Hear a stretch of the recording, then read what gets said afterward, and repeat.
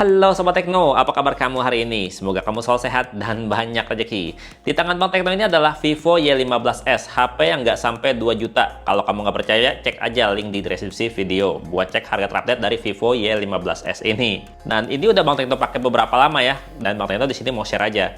Kira-kira apa aja sih yang mesti kamu tahu mengenai HP ini sebelum kamu beli?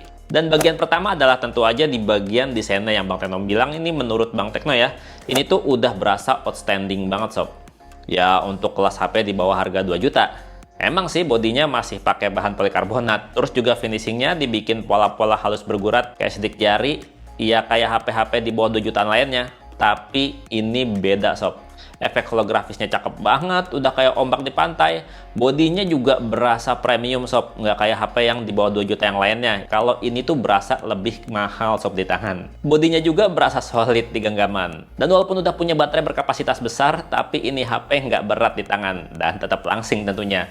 Tetap tipis. Bagian kameranya juga dibikin bergaya udah kayak HP kelas mahal. Keren ya. Terus juga sob, slot kartunya udah di sisi atas, udah kayak HP mahal, keren kan? Dimana slot kartunya udah triple, udah bisa dual SIM plus micro SD berbarengan, dan udah ada seal karet pengaman untuk mencegah debu dan cairan masuk. Jadi lebih aman lah kalau lagi telepon hujan-hujanan.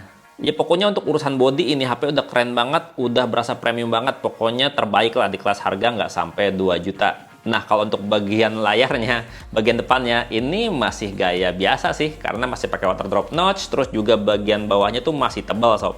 Ya, tapi emang kualitas layarnya yang 6,5 inch HD Plus ini udah bagus untuk HP kelas di bawah 2 juta. Mau dilihat dari berbagai sisi, visualnya tetap tajam dan jernih. Kalau dibandingin sama HP-HP di bawah 2 juta yang performanya garang merek lain gitu ya, ini layarnya lebih bagus sob, lebih kelihatan cerah tampilan visualnya. Buat main HP di bawah cahaya matahari juga tetap nyaman karena emang brightness layarnya tuh kuat. Untuk responsif layarnya juga lancar banget, nurut banget sama jari. Nggak ada masalah sama multitasknya, baik dalam penggunaan harian ataupun pada saat lagi main game berat. Terus juga udah bisa 10 sentuhan bersamaan sekaligus layarnya. Nah, sementara untuk urusan audionya sob, HP ini tuh belum ada DTS, belum ada Dolby Audio, dan cuman ngandelin satu speaker mono di sisi bawah HP. Tapi kualitas suaranya tuh termasuk jernih dan termasuk jelas dan detail untuk kelas HP harga di bawah 2 juta. Ya menurut kuping saya suaranya lebih bagus dari speaker-speaker HP kelas harga setara.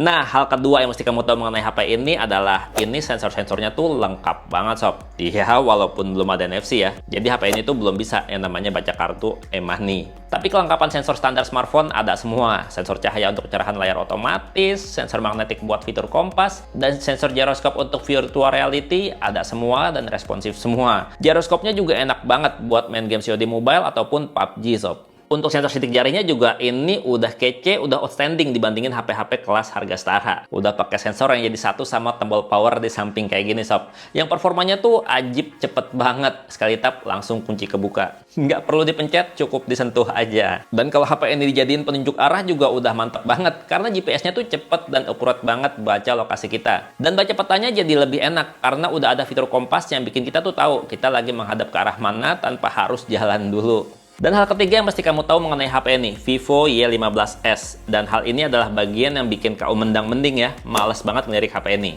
Bagian performanya sob. Ya karena di kelas harga setara, HP-HP lain tuh ngasih chipset dengan performa lebih tinggi dan RAM yang lebih banyak.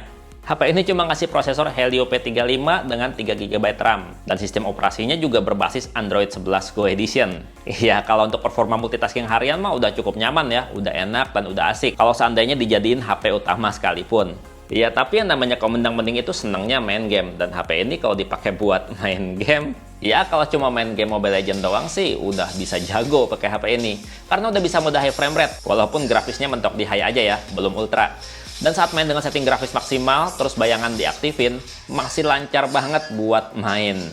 Udah bisa banget lah buat mabar bareng. Kalau buat main game Free Fire juga udah mantep. HP ini tuh udah bisa jalanin game di grafis ultra, resolusi tinggi, dan FPS tinggi dengan aman lancar sob.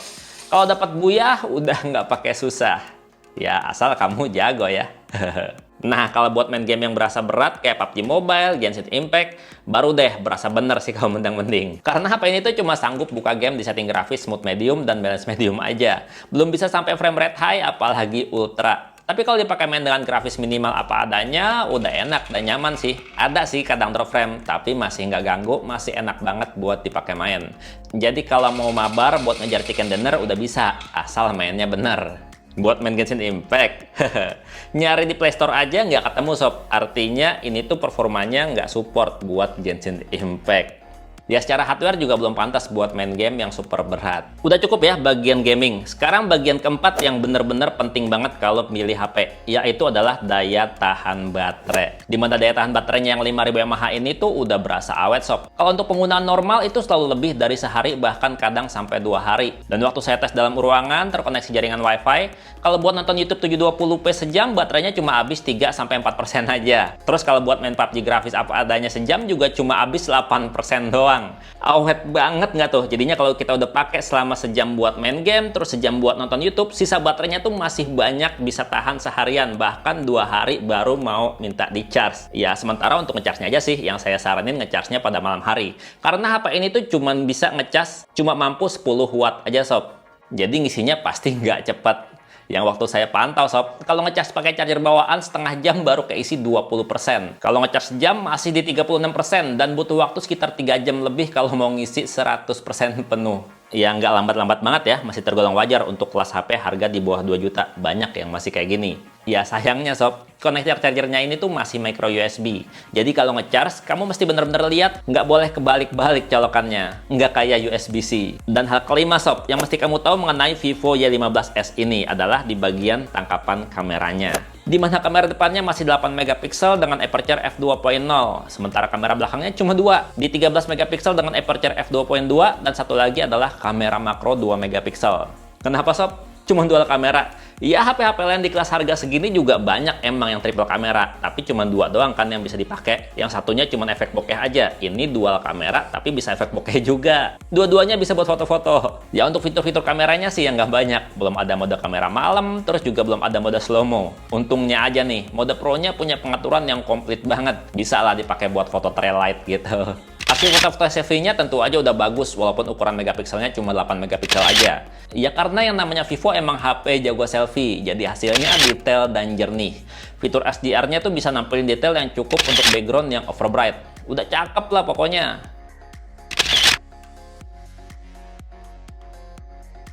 Nah, kalau hasil foto-foto kamera utamanya juga udah kelas bagus untuk HP di bawah 2 juta, walaupun cuma 13 megapiksel aja. Hasilnya kayak yang kamu lihat sob, detail jernih dengan tone warna yang natural dan bagus. Nggak ada warna yang over atau warna pecah gitu ya sob, ini asli cakep.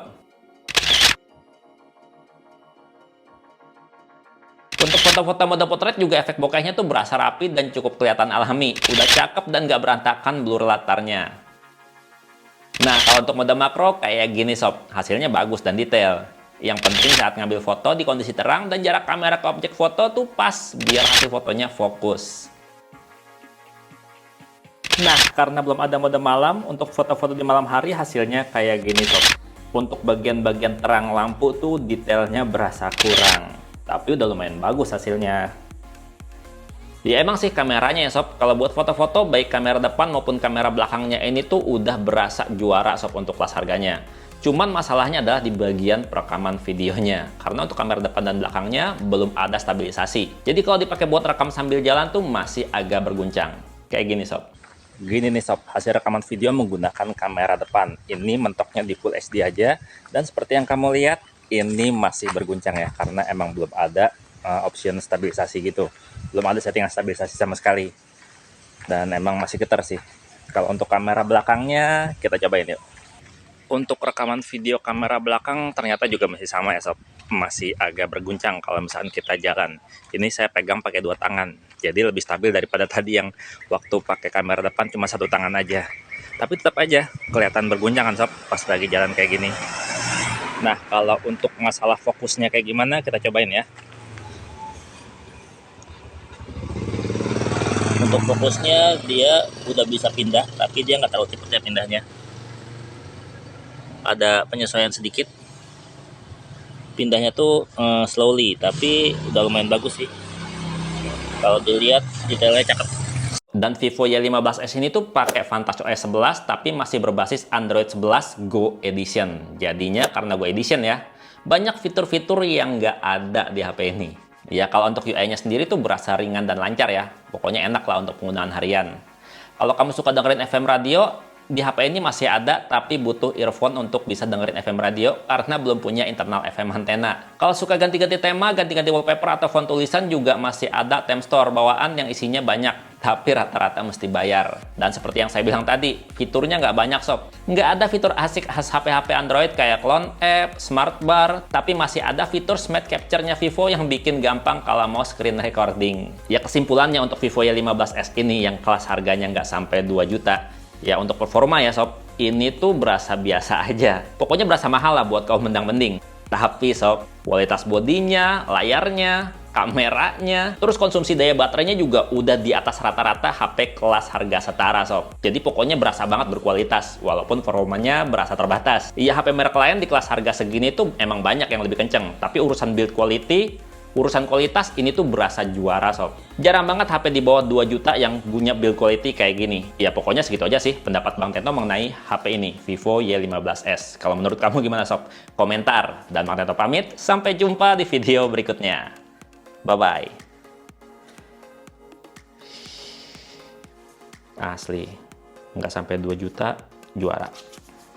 Bodinya, kualitasnya, tapi performanya enggak.